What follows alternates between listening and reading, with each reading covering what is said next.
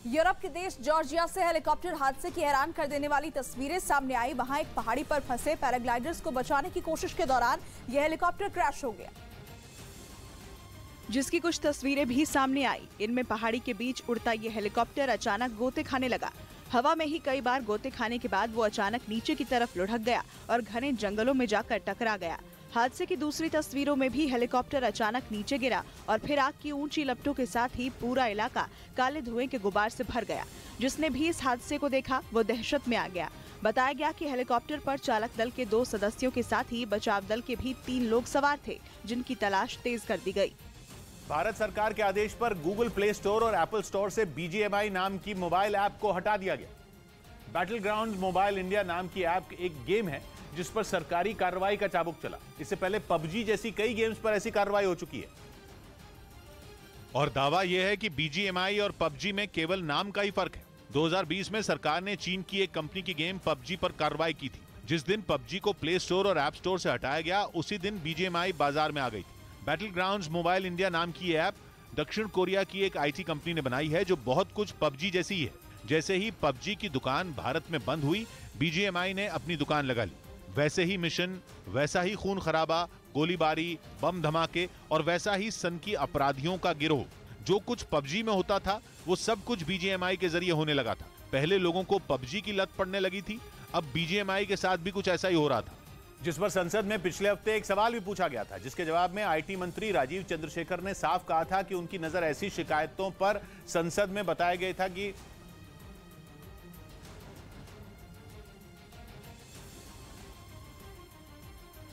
सरकार को ऐसी शिकायतें बड़ी संख्या में मिली हैं, जिनमें PUBG जैसी कुछ नई गेम सामने आने की बात कही गई थी। ये ऐसी गेम हैं जिनका बच्चों के दिमाग पर बुरा असर हो रहा है। बच्चों को खून खराबा देखने की आदत पड़ रही है, जो हिंसा की तरफ झुकाव की वजह बन सकता है। संसद में बताया गया था कि ऐसी शिकायतों पर सरकार सख्त कार्रवाई कर रही है और कुछ शिकायतें तो जांच के लिए गृह मंत्रालय को पहुंचाई गई। संसद में पूछे गए सवाल में यह भी कहा गया था कि देश में कुछ आपराधिक घटनाओं के लिए भी इस तरह की ऐप को जिम्मेदार बताया जा रहा है। और जिस घटना की सबसे ज्यादा चर्चा की गई वो लखनऊ की है। लखनऊ में जून में एक 16 साल के लड़के पर अपनी मां की हत्या का आरोप लगा था। आरोप यह था कि लड़के को मोबाइल पर BGMI खेलने की लत लग गई थी और मां ने बच्चे को फोन पर गेम खेलने से मना कर दिया था।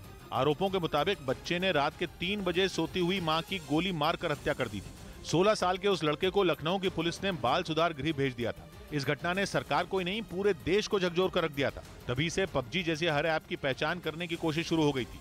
दूसरी तरफ माँ बाप के क्रेडिट और डेबिट कार्ड के बेजा इस्तेमाल की शिकायतें भी सरकार को मिली थी।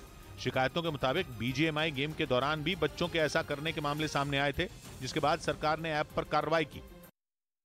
इस बीच यूक्रेन पर जंग छेड़कर पश्चिमी देशों की नाक में दम किए बैठे पुतिन ने एक बार फिर वहां खलबली मचा दी। इस बार पश्चिमी मीडिया ने दावा किया कि रूस के खिलाफ खड़े इटली से बदला लेने के लिए पुतिन ने वहां की सरकार ही गिरवा दी।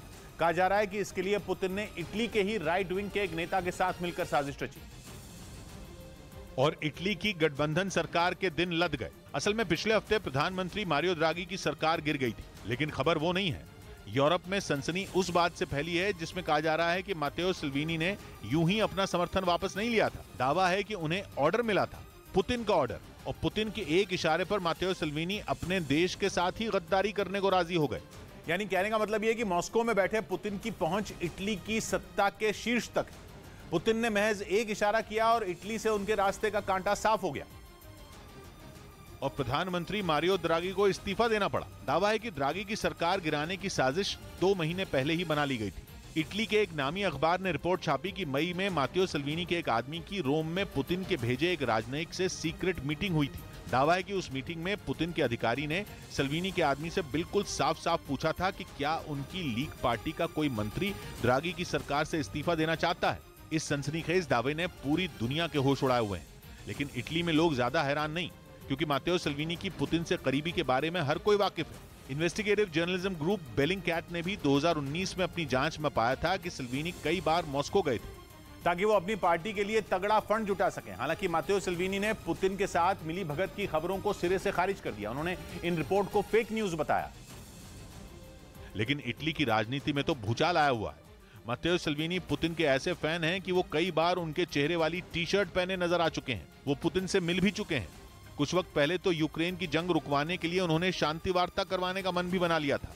इसके लिए वो मॉस्को के दौरे पर जाने की भी प्लानिंग कर चुके थे। दौरे पर जाने का प्लान उनका था, लेकिन उनकी फ्लाइट कराई थी रूस के ही दूतावास ने। हालांकि वो दौरा कभी हुआ ही नहीं, लेकिन सल्वीनी के पुतिन से करीबी से इटली में दहशत है, क्योंकि अब 25 सितंबर को वहां चुनाव है और माना जा रहा है कि सल्वीनी का दक्षिणपंथी गठबंधन जीत जाएगा। और अगर ऐसा हुआ तो पुतिन के लिए यह सोने पर सुहागा होगा, क्योंकि मारियो द्रागी जैसे नेता की कुर्सी छीनने से उनकी एक जीत तो पहले ही हो चुकी है। उस पर उनके ही आदमी के हाथ में इटली की सत्ता आना पुतिन के लिए बेहद फायदेमंद साबित होगा, क्योंकि मात्तेओ सल्वीनी यूरोपियन यूनियन के खिलाफ हैं और मारियो द्रागी उसके समर्थक थे। वो जंग की शुरुआत से ही यूक्रेन के साथ खड़े रहे। द्रागी रूस पर प्रतिबंधों के भी हिमायती थे और यूक्रेन को हथियार और पैसा भेजकर रूस से लड़ाई में उसकी मदद करने के भी। लेकिन पश्चिमी मीडिया का दावा है कि पुतिन ने अपने ऐसे विरोधी को ही ठिकाने लगा दिया ताकि न रहे बांस और न बजे बांसुरी। पश्चिमी मीडिया के दावों में कितनी सच्चाई है उसके लिए तो जांच करनी होगी, लेकिन इतना तो तय है कि पुतिन के आगे पश्चिमी देशों की एकता लड़खड़ाती दिख रही है, क्योंकि इस महीने की शुरुआत में ही ब्रिटेन में बोरिस जॉनसन ने इस्तीफा दिया और फिर एक हफ्ते पहले मारियो द्रागी का नंबर आ गया। दोनों घटनाओं में एक ही चीज कॉमन है, वो ये कि जिसने पुतिन के खिलाफ बोला उसका पत्ता ही साफ हो गया। बोरिस जॉनसन लगातार पुतिन पर आग उगल रहे थे और द्रागी भी पुतिन के खिलाफ थे। इटली में मची उथल पुथल इसलिए अहम है क्योंकि वो नेटो का सदस्य है, दुनिया के अमीर देशों के संगठन G7 का भी सदस्य है और यूरोपियन यूनियन की तीसरी बड़ी अर्थव्यवस्था भी है। ऐसे में इटली की कमान किसके हाथ में जाएगी, ये पूरे यूरोप के लिए, अमेरिका के लिए और पुतिन के लिए बहुत मायने रखता है। भारतीय वायुसेना अपने बेड़े में बचे 4 MiG-21 को हटाने की योजना बना रही है। खबर है कि इसके लिए अगले 3 साल की समय सीमा तय कर दी गई है, जबकि एक स्क्वाड्रन को इसी साल सितंबर तक हटाने की उम्मीद है। इसके साथ ही वायुसेना MiG-29 विमानों को भी चरणबद्ध तरीके से हटाने की योजना पर काम कर रही है। वायुसेना के बेड़े में फिलहाल करीब 70 MiG-21 लड़ाकू विमान और 50 MiG-29 विमान है। MiG-21 लंबे समय तक भारतीय वायुसेना का अहम लड़ाकू विमान रहा, लेकिन पिछले कुछ समय से इसका सुरक्षा रिकॉर्ड बेहद खराब रहा। खबर है कि चीन अपने लड़ाकू विमानों का उत्पादन बढ़ा रहा है। इसके अलावा उसने इन विमानों को उड़ाने वाले पायलट की ट्रेनिंग का समय भी घटा दिया है, क्योंकि वो चाहता है कि उसके विमान और पायलट जल्द से जल्द जंग के लिए तैयार हो जाएं। जिसकी वजह है चीन की 2 मोर्चों पर लड़ाई की तैयारी, जिनमें पहला मोर्चा है LAC पर भारत और दूसरा है ताइवान। यानी चीन 2 फ्रंट वॉर का प्लान बना रहा है, जिसके लिए उसने 5वीं पीढ़ी के लड़ाकू विमानों J-20 का उत्पादन बढ़ा दिया है। यानी चीन अपने J-20 विमानों से भारत और ताइवान की सेना से लड़ेगा। पिछले कुछ दिनों से ये खबर भी आ रही है कि चीन LAC के पास अपने J-20 विमानों से सैन्य अभ्यास कर रहा है।